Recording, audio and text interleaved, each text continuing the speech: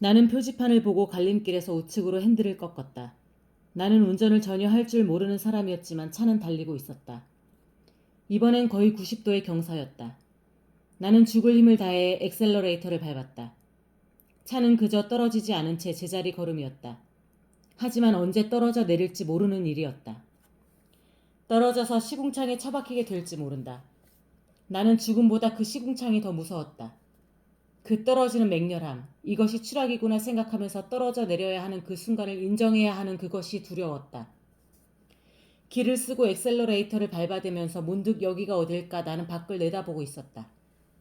맙소사, 나는 표지판 위로 차를 몰아왔던 것이다. 길이 아니라 길을 표시해 놓은 표지판 그 위로.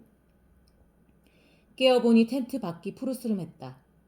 악몽을 꾼 모양이었다. 또 시작이구나 하는 생각도 들었다.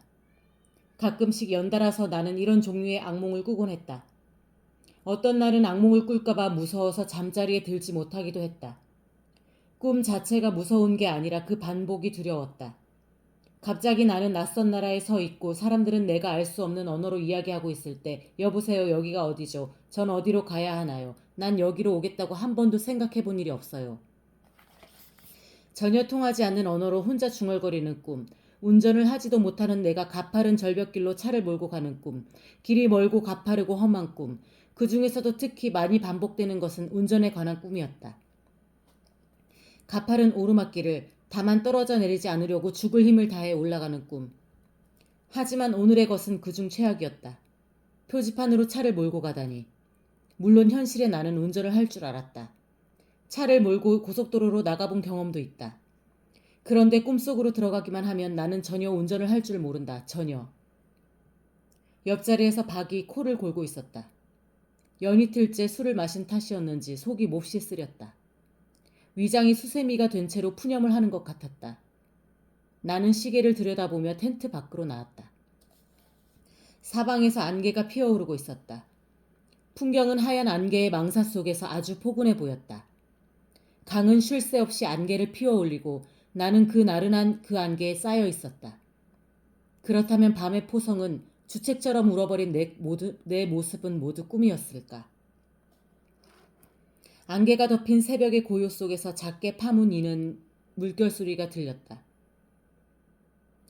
김은 낚싯대를 던지고 나서 나를 보더니 손짓을 해댔다. 앵간한 사람이군 생각하며 가까이 다가가자 그는 구수한 냄새가 나는 커피잔을 내게 내밀었다. 안 주무셨어요? 내가 커피를 위장약과 함께 삼키고 나서 물었다. 그는 찌에서 시선을 떼지 않은 채 씩 웃었다. 꿈을 꾸다가 금방 깼어요.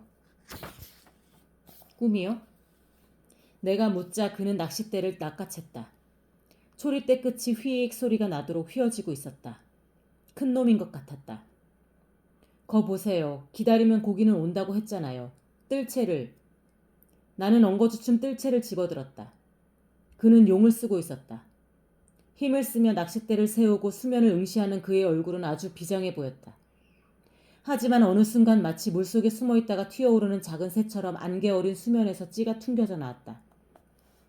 뜰채를 들고 있던 나를 향해 김이 낭패한 얼굴을 지어 보였다. 수초에 걸렸어요. 큰 놈이었는데. 그는 낚싯대 끝에 달려나온 검푸른 수초 더미를 떼어내며 허탈하게 말했다. 낚싯바늘까지 부러뜨리고 고기는 도망을 간 모양이었다.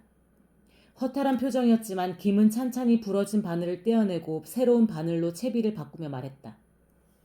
꿈에 말이에요. 갑자기 깡패들이 달려오더니 수배자를 내놓으라는 거예요. 무조건 도망쳤죠.